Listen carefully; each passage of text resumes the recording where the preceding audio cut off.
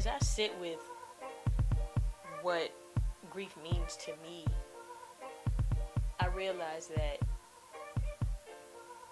there's an overall collective of grief, specifically speaking about New Orleans.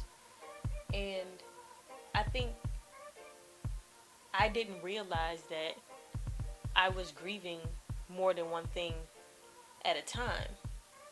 And that's something I learned in my conversation with Marty. Thanks for coming. Thanks for having me. Yeah. So, I'm all comfortable. You comfy? I'm good. I'm good. So, I've been in a space where I've been contemplating grief a lot. Like, what does it mean? How does it affect my everyday life? Right. And I'm curious as to what you think grief is. Well, it's like I had said before. Grief is linear. People don't like to say it is. People believe it's not. But it's just like healing. You're gonna grieve something every day, right? So we grieve living. We grieve the dead. We grieve pets. We grieve jobs we had that we no longer have. So grief is linear. We are always grieving. It just depends on what you're grieving and how you go about it. It's interesting that you said pets, jobs, because I don't think people realize how much you could even grieve an old version of yourself. Like, That's the main one. there's so many things that can be grieved, and I feel like we're going every day not realizing that you're grieving something. Right. And I personally had the experience of having to grieve like who I once was and trying to like get back to that. Right. And I feel like that's where people get stuck, where it's like it's probably time to go forward, but you're still right here trying to go back. So you got to have that personal funeral for that old self to prepare your new self to come to fruition. Kind of like the phoenix. Explain. The phoenix, it grows, right? So there's a baby phoenix. As the phoenix gets older, it's going through lessons and journeys, and it has a purpose. And once it reaches that specific purpose, it dies in the flame, right? Mm-hmm. And it's reborn again. And as we go through our years, days, we got that same thing. Our purposes may change, right? So my purpose in my 20s may be different than my purpose in my 30s. Yeah. So I have to be reborn again. The phoenix is always going to be reborn again once it completes its purpose. Yeah, man. I didn't think about it like that. I do feel like I went through a season where I was like, all right, this is the rise of the phoenix. And then I feel like I went through like a small season where I was contemplating a victim or villain. And then I grew into realizing like it's neither. I don't believe in either or. I just believe in it is what it is.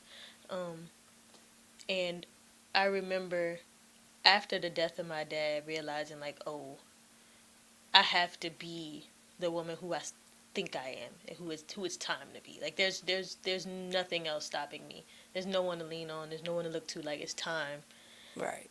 And it made me think like what kind of grief experience you've had that's kind of shifted your direction or left an impact. Right. So I've experienced death at a young age. A lot of people, I think, living down here don't understand how much we as a community experience death. And I would say my first experience, I lost a classmate. She burned in a fire. Wow. How old were you? I was 13. Okay. And just learning how it happened, it messed with me real bad because I was young. I'm like, damn, like, I didn't expect that to happen. I knew it was painful for her, but I still couldn't grasp how bad it was. Mm-hmm. I just knew like it was something sad. Shortly after that, I lost my grandfather. He had a heart attack. I didn't know anything about it. I found out from my best friend. My father called other people and it got around before it even got to me and my mom. How did that make you feel? If anything, I think that really hurt me that I had to find out from other people instead of my own father. Right. So I didn't really have the time to grieve and process that, because even after that, you know, we got parents down here, they want you to be hard, you know. He was like, I understand what you're crying for. Yeah. I got a daddy who just, he didn't understand it. Like, he didn't understand what is there to be sad about, Yeah. because he's so used to people dying. And even being a girl, it's like, why you talking to me like that? Like, me looking back at it now, like, you couldn't even hug me and be like, oh, it's okay. Yeah. Um, when my grandmother passed, I was 21. That was tough for me. I think that was like, at the time, I thought that was the toughest. I didn't think I could get out of that. Like, Yeah. because she practically raised me. It was his mom. And I found out when I was on the plane for the Army. Wow. So I had told them, like, look, man, I can't leave. You know, like, I can't leave. And it was like, nah, you got to leave. So literally, I'm on the plane, and I find out my grandma passed because somebody posted that shit on Facebook. Wow. So here we are in this era where now they're posting stuff on Facebook. Yeah. I couldn't even get a call. I had to see the shit getting off the plane and my Facebook blowing up. Yeah. So I struggled, but I was 21. So I went through this little rebellion phase, and basically just isolating, right? But at that time, the isolation wasn't something that I recognized as something I needed. I did it because I didn't know how to let my feelings out. So, with that being said, I isolated, I cried. The only thing I could say I did good was the crying, but I didn't let anybody help me because I was always in that situation where it's like, you got to pull yourself together. Got it. So, Do you think grief was like your first introduction on the isolation? no, my first introduction on the isolation was just me being a kid, being the oldest, because I'm the oldest. Okay. My mom had me at 19, Okay. so she had to work. My dad, he was 21. He was enjoying his life, you know, he ain't want really. So I had to get it out the mud with my Got it. grandparents. I'm out here playing with my little sticks and shit. Like, you know, just Yeah. stuff that we did back then. So isolation was just something I knew. It was never a bad thing. My second sibling didn't come till I was 5. So couldn't really play with her till she was like 3. Yeah. So, you know, at this time I'm 8. So the isolation came naturally. I say that. It wasn't until I started being in police that I started to understand grief. Explain. When you going through the police academy, you know, a lot of people think, oh, they teach you how to violate people and you get out here and you harassing people. It's not that. I would say for New Orleans, it's not. Mm-hmm. You have to understand all the aspects of the community. They teach you about the Super Sundays. They teach you about the second lines. They teach you about all the different wards and the cultures. And they bring you to the coroner's office. And they try to teach you that in this community, everybody grieves different. In New Orleans, they don't understand grief, right? It's more anger, it's more rage. They haven't dealt with their feelings. So they try to teach us how to take that into account, how to not take it personal and try to be there for them as best as, you know, we can, because like I said, a lot of us, it's like that follow us, you know what I'm saying? A lot of people, family members get killed every year. Like, That's it's, interesting. That's interesting that NOPD as an institution is saying, hey, what we've observed is the people don't handle death well. right. And so we're going to give you guys some tools and understanding about the people and the culture and the different neighborhoods on how they handle that. Yeah. Which I think is so contradictory to things like I've always been on the side of celebrating life when it comes to second lines and just jazz funerals in general. Like, to me, it seems more like a celebration. Right. And so that's interesting to see how the two worlds collide in that way. Yeah, and it is a celebration, but the part before it gets to that point, and even after that point, a lot of people don't understand is after the smoke settles, after the celebration settles, those people that's like, if you need anything, call me, they're not there. You don't have that support that Yeah. they say you're going to have. You don't have that. Yeah. Most times, you don't even have the answers you want immediately after. You know, people go through them phases. Yeah, they angry, they mad, and you got your support system who like, look, we're going to get through this. We're going to have a celebration of life. But when all the noise stop, all you got is the same feelings you had when it initially happened. Yeah. You want answers. You don't have the answers. You want to know if it was your fault. If somebody was killed, you want to know, well, what answers the police have? Why you don't have answers right now? So all that stuff comes back to the front of your head after the smoke settles. And I understand it. Why do you feel like you understand it? Well, um, just a little backstory on my situation with my sister. So my sister passed in 2023. Um, It's fairly she, recent. yeah, yeah, it is. Now that's the turning point for my life. She she had a rare condition already, Mm-hmm. and it's basically it's from the genetics. It's from our ethnicity. So my family, my grandmother's German, so I'm not talking about no like 1/16. Like I'm biracial, Okay. and my sister got sick when she was 2, and nobody could understand where it came from. So it took them about 13 years to figure out like, hey, it's like a rare genetic disease, Wow. and only Germans get it, and one in like Wow. so 800,000 people get it, but it was nothing that they could do. So, but it affected her growth. So it affected her growth, her hormones. So she had no tear ducts. She had no feral, like her, like body odor, Mm-hmm. no body odor. She would develop slowly. At some point, she would lose her eyesight, lose function to eat.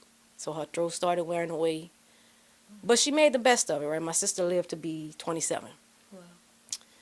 So what happened was, because she was so fragile, she got out of bed and she tripped over a charger wire and broke her hip.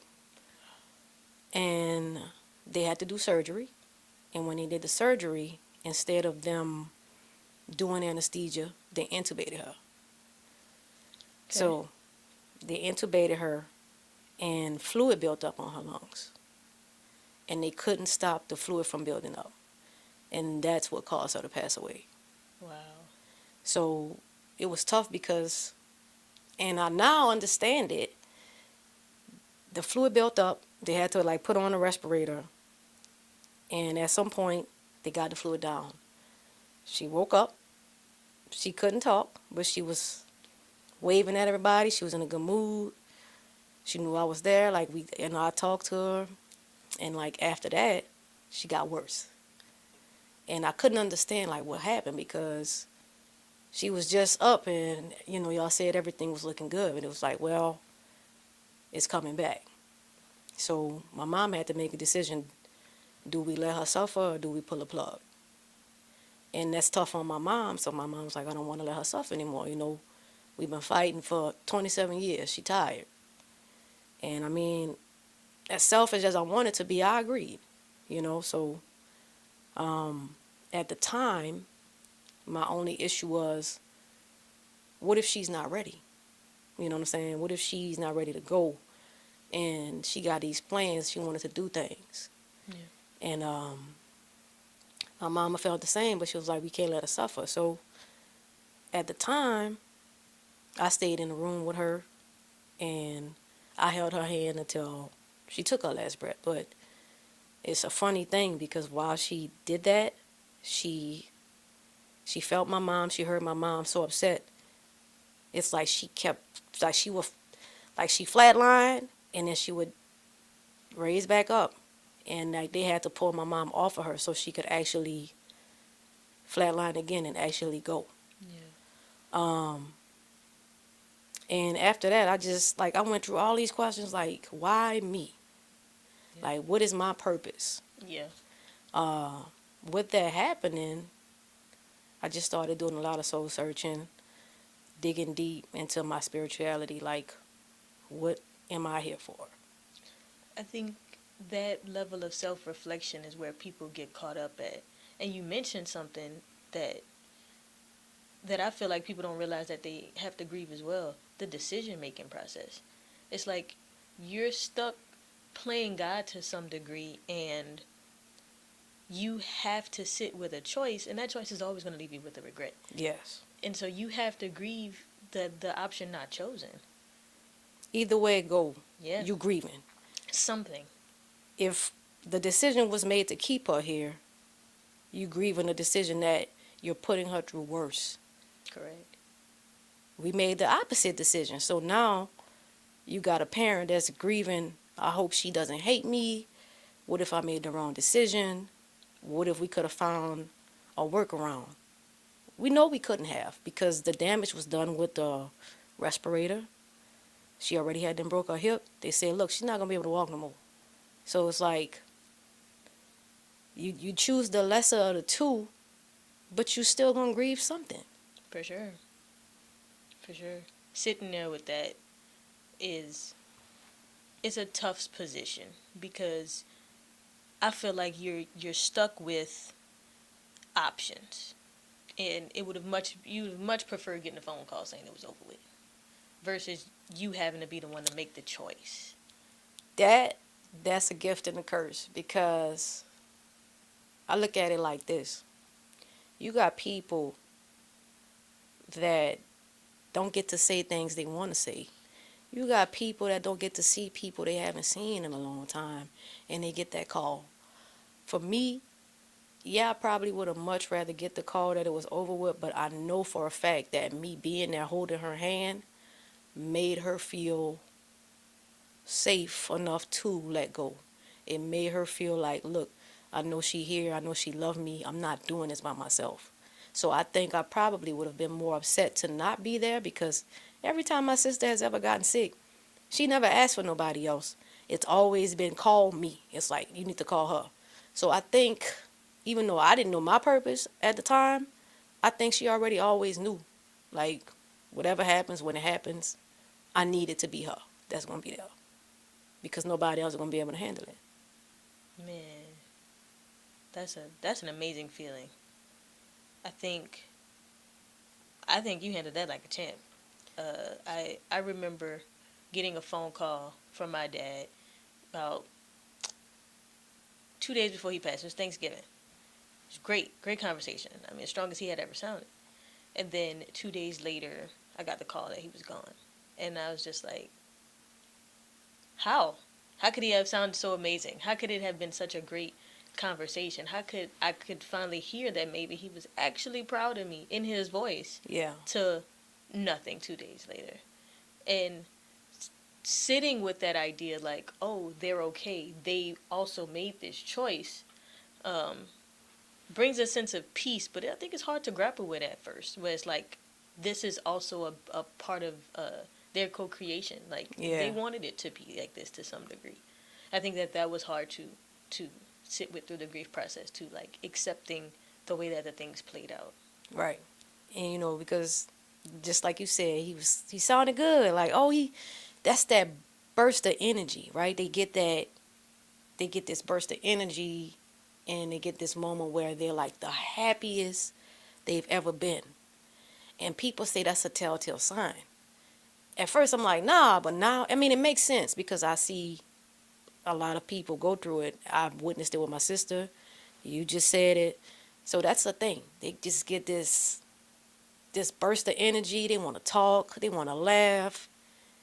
So they can go out how they want to go out. Because although, like I said, my sister couldn't talk, she was up in the bed, like, she was, I'm like, all right, things looking good. And then again, like the next day, they're like, yeah, it's not looking good. We have to put her back under. But now looking back, I'm like, it gave me the opportunity to look her in her eye and show her, I'm here. Yeah. I love you. You know I love you. I'm here. Yeah. And she was like, yeah, like, that's her. And I'm like, all right, at least she knew. Yeah. She didn't have to wonder, is she here? She saw me. She heard me. When she was transitioning, she saw me. So I'm grateful for that because I would never want her to wonder Who was there? Was she there? Who, nah, she saw who was there. What What did you learn in grief as a cop, and then grief in your own life? What's the common factor that you feel like merged between the two experiences? We all the same. No matter the experience, no matter the trauma, no matter how it happens, we are all the same. Our lives have value, our lives have meaning, and no life should be more important than the other. So when I see people down talk other people's kids or family members, when they say, oh, y'all thought this person was a good person, listen, to them, they were a good person. That person had value. We are not our experiences or whatever we do. We are much more deeper than that. If we make a decision, that could be a good decision or a bad decision. It doesn't mean I'm a bad person. You don't know what this person went through to get them where they got, wherever they were. So I don't believe in, oh yeah, this was a bad person, unless you just out here killing just for the hell of it, meaning like serial killers. But like, systemic racism is a thing. What we go through is a thing. Poverty is a thing. So when you say, oh, he was a good kid, yeah, he probably was a good kid. But what set him up down his path? You can't take that away from a parent, from any family member when they say my child or my niece or my grandchild was a good person. Because guess what? They probably were. People I've lost on the job, I can't say they were bad people. When I've lost a kid, and I'll never forget this kid. They was like, well, he did so much stuff. I said, this kid never disrespected me. This kid never killed nobody. He might have broken cars. He might have stole some shit. But as far as I know, as a police, that kid ain't killed nobody. So the way he went out, that stuck with me. That bothered me. I had dreams about it. I kept in contact with his mom. She calls me. I hugged her. Everybody's like, wow, yeah, on the scene. I'm hugging her. It's okay to hug people. You don't have to be a robot. You could give care and love to people that lose people. And I think that's what separates me from most police. I'm going to do that. How is it dealing with that? Being in such proximity to grief outside of your own, being able to witness it as well. Um,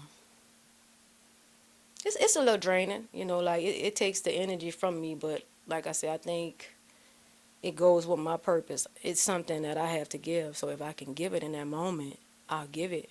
And then I can go home and replenish my energy for the next day or for whatever the next thing is. How do you replenish? Oh man, look, that goes with a lot of meditation. I sage. I draw on my line drill. I just got to get positivity going in my frequency, in my house, and just bleed out all the bad stuff that I soaked up. Yeah. Cold showers first, spiritual baths, then a regular shower. Well, that sounds like an intense amount of work. Not really. It's really not. It's more relaxing. Really? Yeah. I think when it comes to changing my energy, I personally will run or I'll dance. I have to do some form of sweating. Right. If I can sweat, I'm releasing some things for sure. For sure. I think that's interesting that you said releasing the energies out of your space. I think that there's this idea that grief is dark, and I think they don't talk about some of the lighter times when grief is actually just a moment of laughter, and when it can bring happiness. I think we get caught in the depths of the harder feelings and never really get to the other side where you're doing something and it reminds you of them and then you just start laughing and you cry. Yeah, and that's the light side, right? Like I say, like if I'm going through some things and I'm like, man, I need a sign. I need a sign. Yeah. And the sign could be the two cardinals playing in my yard, like a cardinal literally tapping on the window, and I'm like, well, where the hell you came from? Because I know you wasn't here, right? It happens. Yeah. Or like my sister, she liked Hello Kitty, so in passing, if I see somebody walking around randomly and I see Hello Kitty, all right, I see my signs, right? Yeah. That's the light side of things. Like I know she trying to say, look, I'm here. Whatever you're doing, keep doing it. You don't have to be sad on my account. So there is a light side to it. It doesn't always have to be heavy because, again, we grieve everything. We don't just grieve the dead. Yeah. I think when you going back to the part where you were talking about how the police force, tries to um, educate you guys on how these communities process these things. I think for New Orleans, the light side is a celebration, right? The second Yes. line, a celebration of death. And I've always found that to be the most extravagant thing, honestly, that I've come across in my learning about things about the world. And I appreciate how we're not the only place that does that, right? Right. Cities in Africa, even some places in The Europe, still Caribbean, all they do it, you exactly know. like it. It's global to celebrate a life, and I think that after hearing you say how the police institution decides to um, teach you guys and support the community in that way, to know that in in some way y'all are supporting each other, because Yeah. I didn't I didn't think that that would be the way that they would educate y'all. Honestly, I didn't think that there was any form of education. So I'm glad to Shit, know yeah. that It there is goes one. deep. It runs deep. Well, that was a perfect segue into the games. Okay. So the name of the podcast is Chasing Destiny, Got it. and so our first one is going to be a pull of purpose. This question is designed to ask you something about your purpose or your destiny. You ready? I'm ready. What challenge in your life ended up shaping the person you are today more than any success ever could have? The death of my sister. And when you mentioned that earlier, I Yeah, was the like, death of my that goes with sister. the That's question. that's the one. I'm Why gonna you say feel that's like the that? one. I feel like that because I guess I never realized the depth of how much it would affect me to the point of me questioning everything around me. Yeah. Right? Like I told you, it made me recognize my spiritual gifts. A lot of people don't like to talk about them. A lot of people don't like to acknowledge them. I astral project. She's Okay. not the first person I've seen in my astral projection. I've seen other dead people. So being able to do that, that's what made me reshape who I was. It made me read up on uh, different religions. They're all the same. I'm not tied to a religion. I consider myself spiritual. But it made me understand that we do have ancestors that's still out there that would like to reach out to us. We just got to reach out to them. So I just see things deeper now because her death made me question it to begin with, and it opened me up spiritually and my gifts.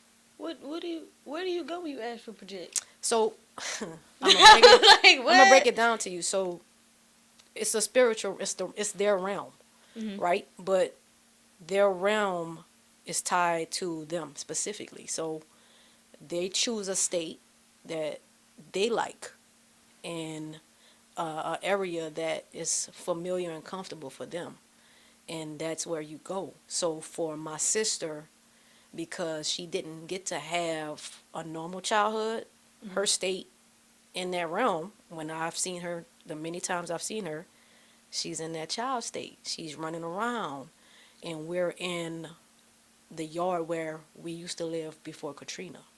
Wow.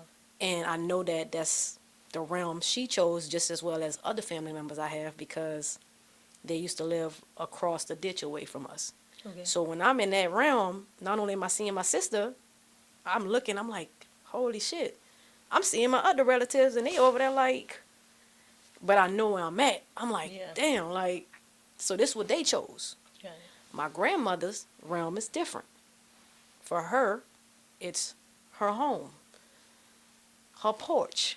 Wow. So I've just been writing it down like, all right, like, okay, this is what I see when I'm seeing this person. This is what I'm seeing when I'm seeing that person. So it's what they choose. Yeah. You just got to pay attention to the state that they choose for themselves and the place. Yeah. Why do you feel like the death of your sister was more influential than any success? Um, Because I was stagnant, right? I was coasting. I had nothing to challenge me to that point, right? My sister was living. So it's not like I had anything to push me deeper. I know my grandmother was going to pass because my grandmother's older. She's elder. She went through whatever she went through in life. She completed her purpose, right?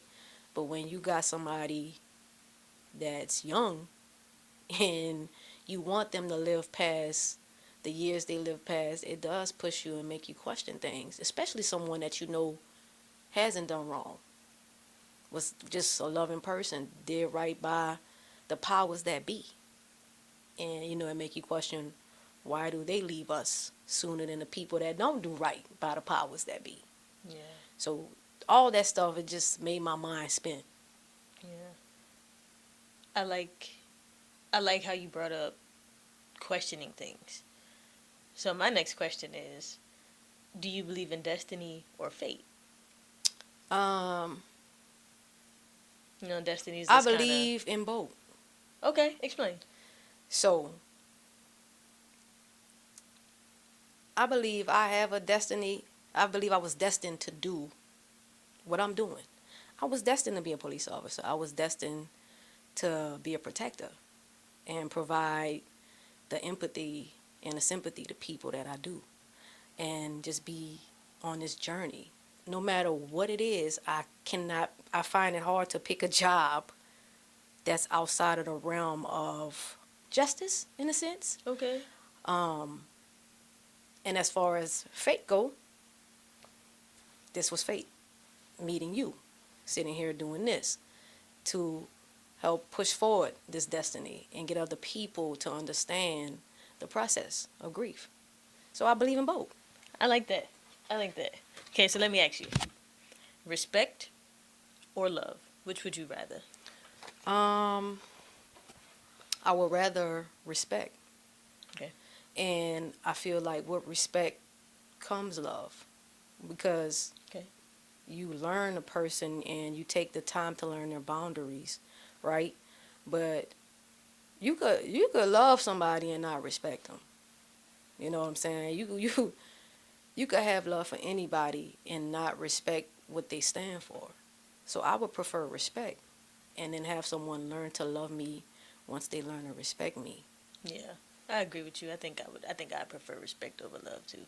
I feel like you can cultivate love. Love can Yes. be developed at any point, but if there's no respect, Then you that's, won't really be able to yeah. love me. Yeah, yeah. So the last set of questions are called confess, reflect, and redirect. These are meant to get you to open up about something, hmm uh, think deeply on it, and then provide us with some form of direction afterwards. Okay. Okay. What mistake you made that taught you a lesson you couldn't have learned any other way?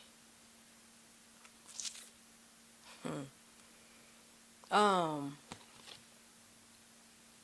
I would say staying in one of my past relationships longer than I should have stayed. Okay. That's yeah, that's the one. Again, it all ties into my sister's death. Um, Me and this person was together for like 7 years, 7, 8 years, and my sister passed, and I don't have that capacity to focus on that relationship Yeah. and be strong when I need somebody to do that for me.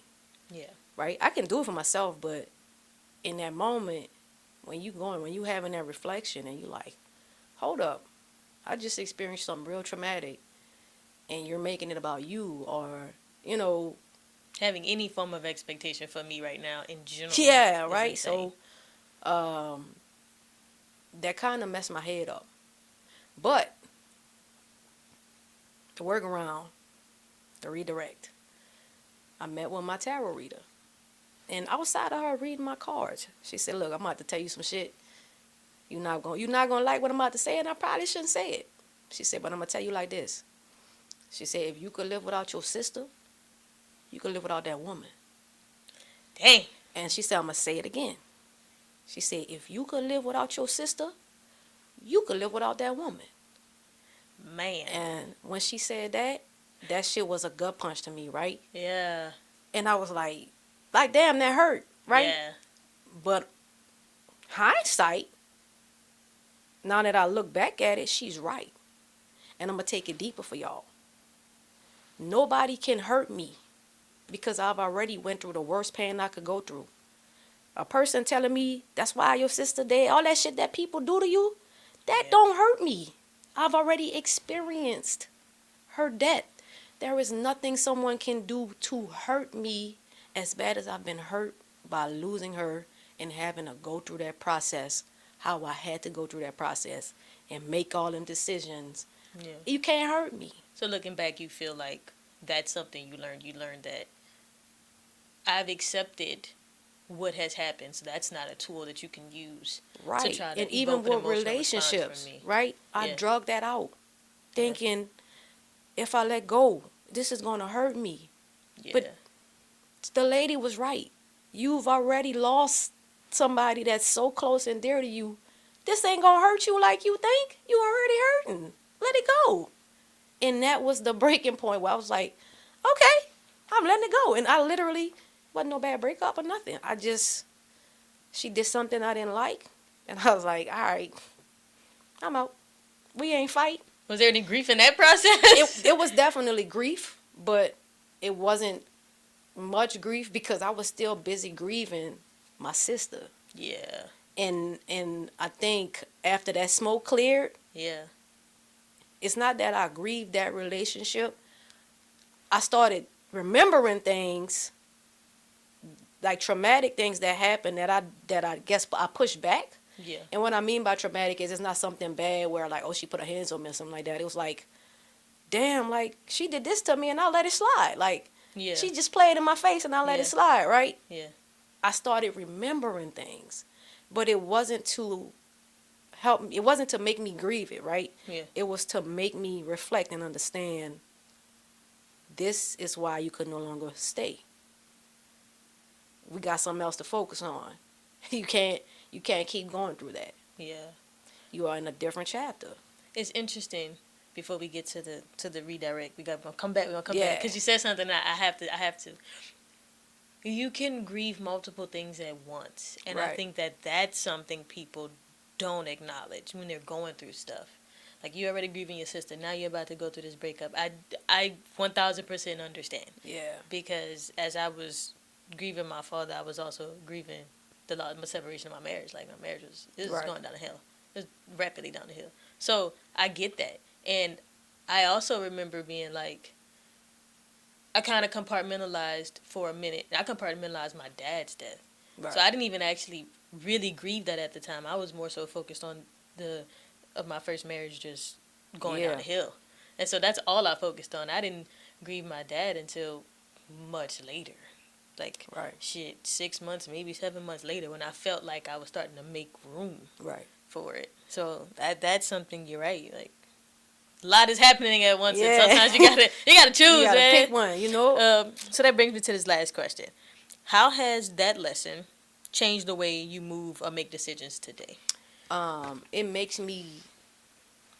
I don't take things personally anymore. Like, if, like even not just dating. Like if I meet someone or meet a friend, and they can't show up for me or they're projecting or being defensive, I understand that they fighting their own battles and they grieving shit that I don't know nothing about. Right. They grieving things that they may not have even told me. Right. Because again, a lot of people, even my friends and family, they don't consider grief and for the living, or like I said, for jobs, or they don't consider that grief. They just consider that, oh, adapting, I'm changing. No, Yeah. you're grieving. Yeah. So I just don't take it personal. If somebody tell me something mean, I don't get mad. I pity them because I want them to overcome whatever they grieving that's making them say the things they say and do the things they do to try to hurt me because they hurting. Yeah. I don't take it personal. We all going through something. And it sounds like you've also you also come to understand grace. It's just like I gotta give them the space and time to be them and to deal with their things. I'm now understanding that the way people respond to me or react to me has more to do with what they have going on Yep. than me. Yep. And so if I give it a second and I'll allow them to show up and me just to receive for a moment, then I can respond accordingly instead of reacting. I can Right. allow them to just lay it all out, and then I can choose if I want to partake in that or not. I don't have to just give energy to that. I get to Right. choose. Definitely get to choose. And Definitely. man, I appreciate you coming on and really expressing this with me and having this conversation. That's no problem. Yeah. I enjoyed this, honestly. I mean, I got a lot of shit to say because I think deep. It's not just about grief. I be into shit, me. Hell yeah, hell yeah. So